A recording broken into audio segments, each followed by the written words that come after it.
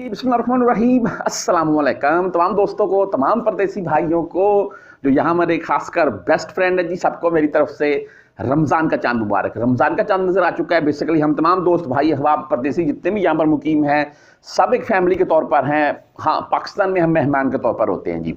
अच्छा बहरहाल जी, रमज़ान का चांद नज़र आ चुका है और कल अल्हम्दुलिल्लाह पहला रोज़ा होगा। सऊदी अरेबिया की बात कर रहा हूँ मैं, और तमाम दोस्तों को बताना ये चाहता था कि आज बाकायदा बल्दिया की तरफ से ये अनाउंसमेंट की गई है। और वैसे मुझे ना आप कमेंट में बताइएगा ज़रूर, अगर आप में से किसी भाई ने चांद देखा हो। वैसे जज़ान वाली साइड से कुछ शहादतें मसूल हुई, उसके बाद दमाम वाली साइड से और ऐलान हो गया। अच्छा, किसी गैर मुल्की परदेसी भाई ने देखा हो तो वो मुझे कमेंट में ज़रूर बताइएगा। अच्छा, बात ये है जी कि बल्दिया की तरफ से अनाउंसमेंट ये की गई है कि ऐसे तमाम, चाहे वो गैर मुल्की हैं चाहे वो कोई सऊदी है जी। ज़्यादातर आपको पता है, अगर सब्ज़ी की दुकानों पर जाएँ, गोश्त की दुकान पर जाएँ या बकाला पर जाएँ, तो ज़्यादातर हम गैर मुल्की परदेसी भाई होते हैं।